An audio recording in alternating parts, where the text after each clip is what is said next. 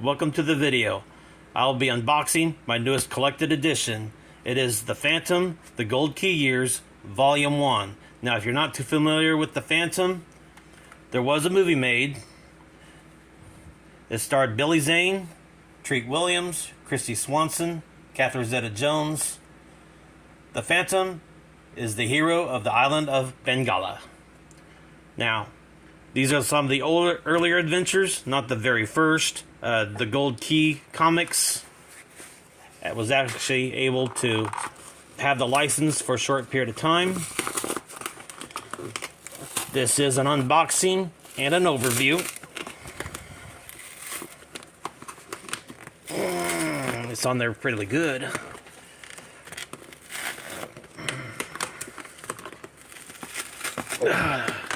It's definitely not gonna bust loose during shipping. Did a good job packaging it up. Straighten up my cloth here.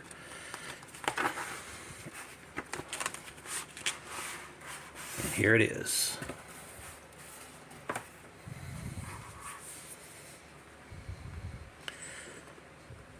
I originally checked with my local comic book shop to see if they could get this book.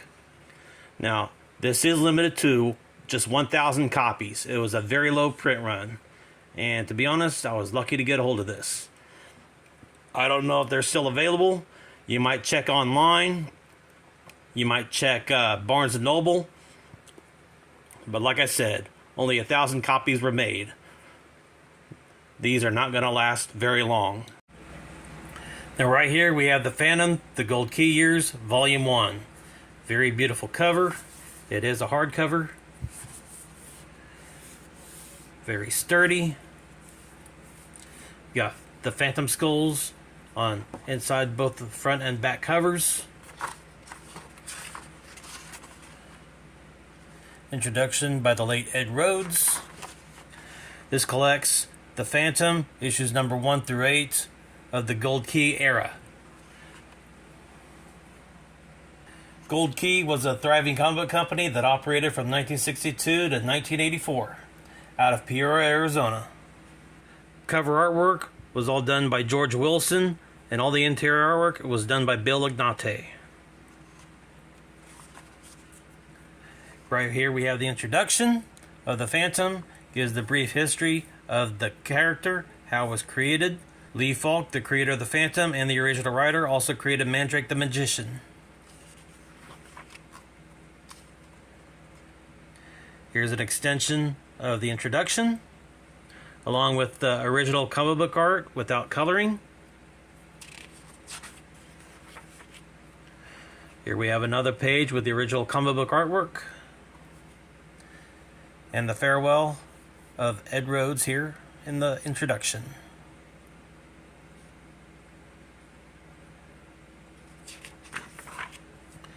Right here we have issue number 1 of The Phantom, the cover art.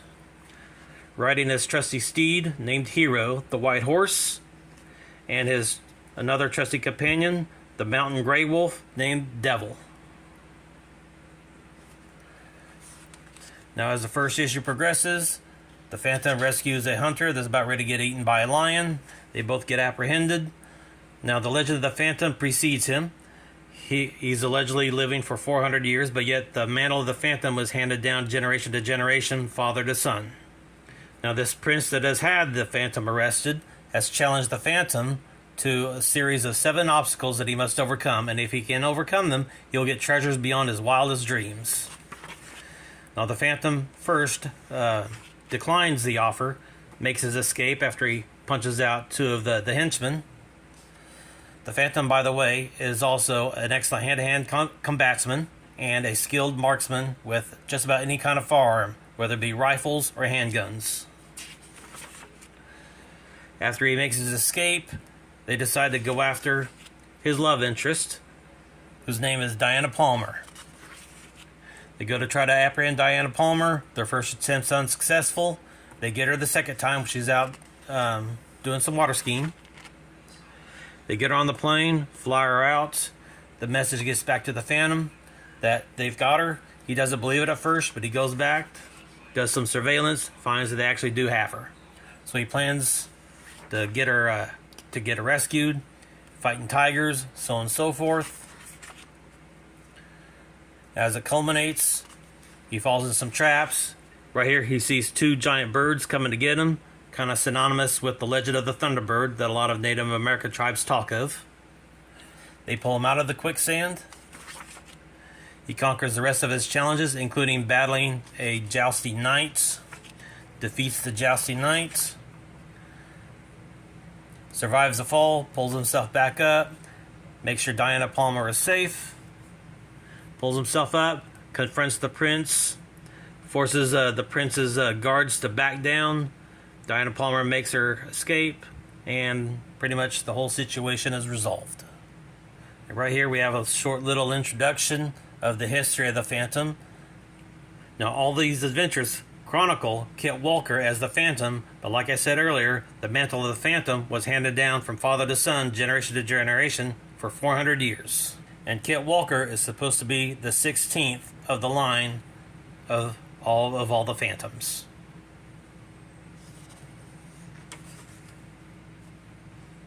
Here we have another excellent painted cover art. Now, Gold Key Comics, they never printed the issue numbers on the front cover, but they did put the issue numbers inside the comic book itself.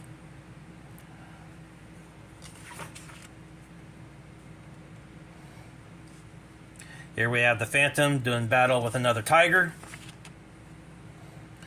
The Phantom scaling across rivers of hot molten lava, encountering small pygmy-like people, which oddly enough, the Phantom is kind of friends with a certain kind of African tribe called the Bondar, which is inside the country of Bengali, which is a fictional country on the continent of Africa.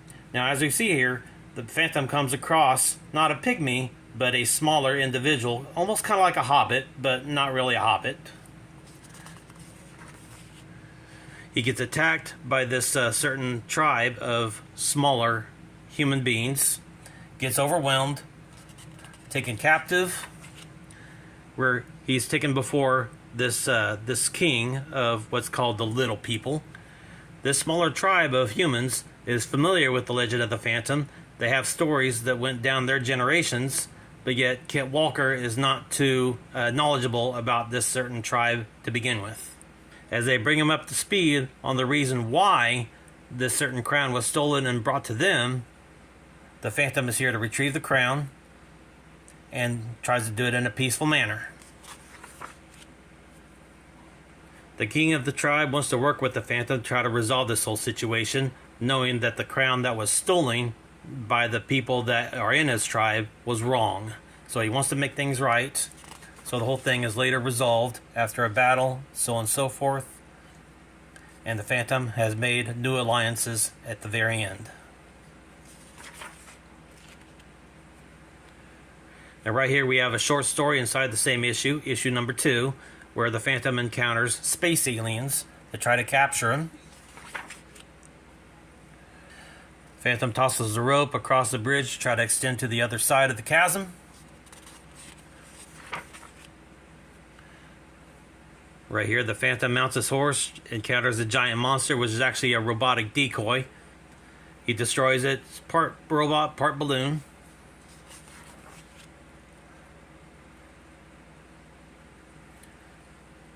These aliens then turn invisible, get the drop on the Phantom, steal his guns. Phantom quickly gets out of the situation that he's in, utterly defeats these aliens. They get back on the ship and fly away.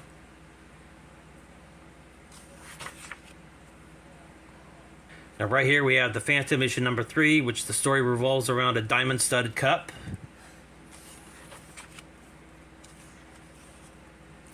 This diamond-studded cup has been handed down from different empires, including from Alexander the Great.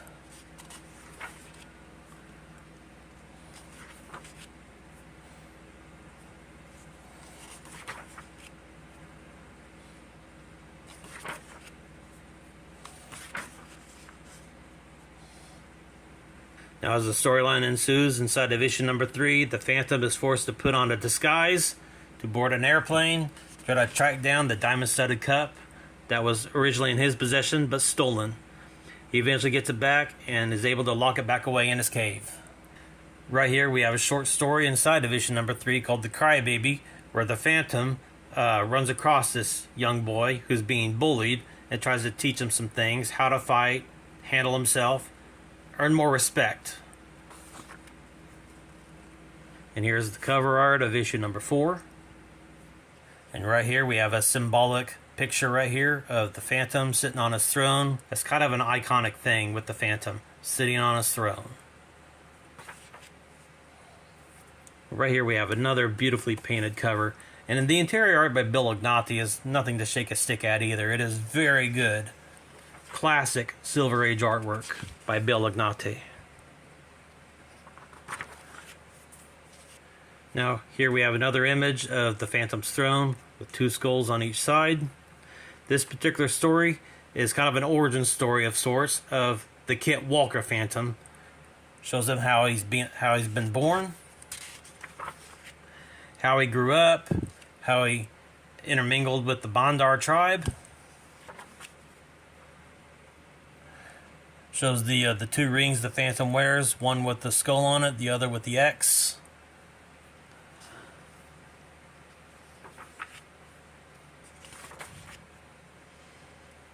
Right here we have another beautifully illustrated cover, which displays the story of the Lady from Nowhere.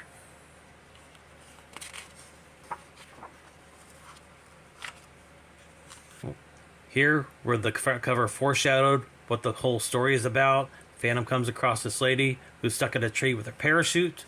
He helps get her down. It's revealed that she has amnesia. So he tries to get to the bottom of certain things.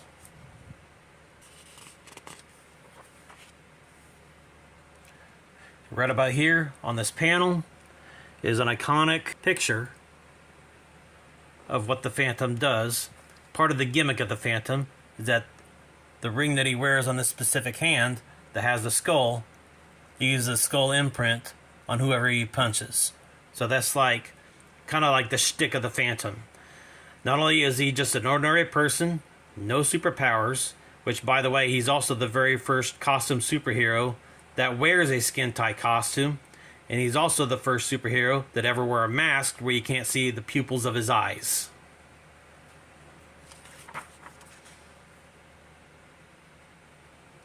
Now this particular book not only gives the backgrounds of Kit Walker, how he was born, became the Phantom, but also gives a background story on his love interest, Diana Palmer. Diana Palmer and Kit Walker first encountered each other when they were children.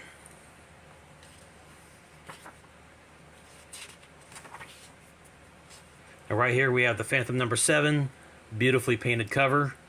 Here we have the Phantom tied to a column. He's trying to make his escape from a burning hut. The story involves him encountering a group of super apes, which apparently these apes have the ability to talk and do battle. But as the story progresses, you soon learn that these super apes are actually just regular humans inside of ape costumes.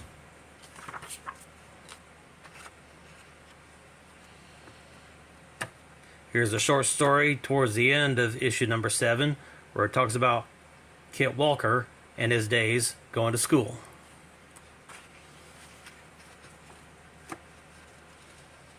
Now right here we have the cover to issue number 8. And right along here, we come across the Phantom visiting the tomb of one of his ancestors. Now, this book is 240 pages, consists of fully restored original artwork from the actual Gold Key issues, and is published by Hermes Press. The price, depending on where you purchase the book, is between $50 to $60 or even $70. Depends on who's willing to give you a really good deal on it. So don't hesitate to get your copy if you're at all interested. I tried to get this book from my local comic shop, but they couldn't really get it in, so I got a hold of thriftbooks.com and they're able to get me this copy. Let's try to get this book to sell out fast so that it might see a second printing sometime in the near future. There is a volume 2 available that completes the Gold Keys run on the Phantom, issues number 9 through 17. Now, the creator of the Phantom, Lee Falk, held on to the rights for a really long time. He never sold out to DC or Marvel or any other company because he knew that he had a historical character, something that pre-existed Superman. Lee Falk has published comic books of the Phantom through DC and Marvel, but they've never really intertwined with the Marvel or DC universe. They were their own standalone issues. Falk was fascinated by myths and legends such as Zorro and Tarzan, which helped lead to the creation of the Phantom. The Phantom first appeared in newspaper strips February 17, 1936, a collaboration by Lee Falk and Ray Moore. The Phantom is a costume crime fighter who operates from the fictional African country of Bengala on the African continent. Lee Falk worked on the Phantom till the time of his death in 1999. He also created Mandrake the Magician and worked on some adventures of King Arthur and his knights. In the 1940s, the old Phantom comic strips were republished in Ace Comics, published by David McKay Publications. Harvey Comics was the first comic book company that started producing the Phantom comic books in the 1950s, till Gold Key picked them up in 1962. The Gold Key had issues number 1 through 17. King Comics came along and picked up the publication rights, and their issues ran from 18 to 28. Charlton Comics then took over the title and ran from issues number 30 to 74. Now, to my knowledge, there is not an issue number 29 that ever existed. It is considered that when Charlton took over the title, they went ahead and read it up to issue number 30. Now, if there is an issue number 29 that ever really did exist, it never got published.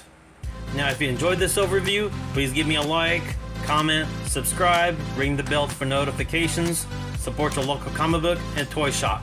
Thank you for watching. I'll see you in the next video.